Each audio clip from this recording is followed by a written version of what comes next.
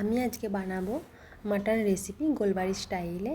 দেখো, তার জন্য এখানে পেঁপে বাটাটা দিতেই হবে। আমি পেঁপে বেটে নিয়েছিলাম, 2 চামচের মতো পেঁপে বাটা দিয়ে দিয়েছি। এবার হলুদ গুঁড়ো, লঙ্কা গুঁড়ো, জিরে গুঁড়ো, গোলমরিচের গুঁড়ো আর পরিমাণ মতো লবণ দিয়ে ভালো করে মেখে নিয়েছি। ভালো করে মেখে আমি এটাকে 1 ঘন্টার মতো রেস্টে রেখে দিয়েছিলাম। এবার আমি আলু পেঁপে কেটে নিয়েছিলাম। এখানে কড়াই তেল গরম হয়ে গেছে। এবারে আমি আলুটাকে ভেজে নেব। আলুটা হালকা হালকা ভাজা হয়ে গেলে এবার আমি পেঁপেটাও দিয়ে দেব। আলু পেঁপে একসাথে ভাজা হয়ে গেলে আমি এবার আলু আর পেঁপেটাকে তুলে নেব। এবারে বাকি তেলটায় আমি কিছু গরম মশলা দিয়ে দেব, ছোটো এলাচ, লবঙ্গ, দারুচিনি, গোলমরিচ আর তেজপাতা, শুকনো লঙ্কা। কিছুটা ভাজা ভাজা হয়ে গেলে এবার আমি পেঁয়াজটা দিয়ে দেব। পেঁয়াজটাকে ভালো করে ভেজে নিতে হবে যতক্ষণ না লাল লাল হচ্ছে। লাল লাল হয়ে গেলে এবার আমি আদা বাটা, রসুন বাটা দিয়ে দেবো। প্রথমে আমি রসুন বাটা দিয়ে দিয়েছিলাম 2 চামচ, তারপর 1 চামচের মতো আদা বাটা দিয়েছি।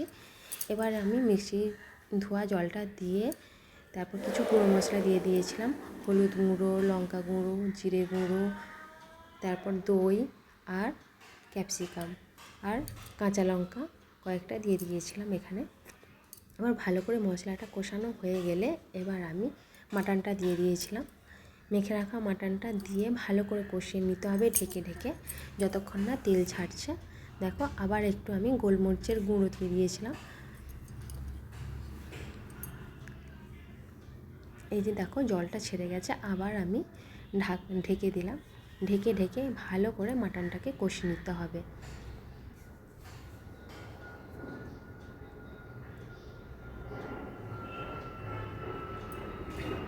এই যে দেখো, মাটনটা ভালো করে কষানো হয়ে গেছে, তেল ছেড়ে ছেড়ে আসছে।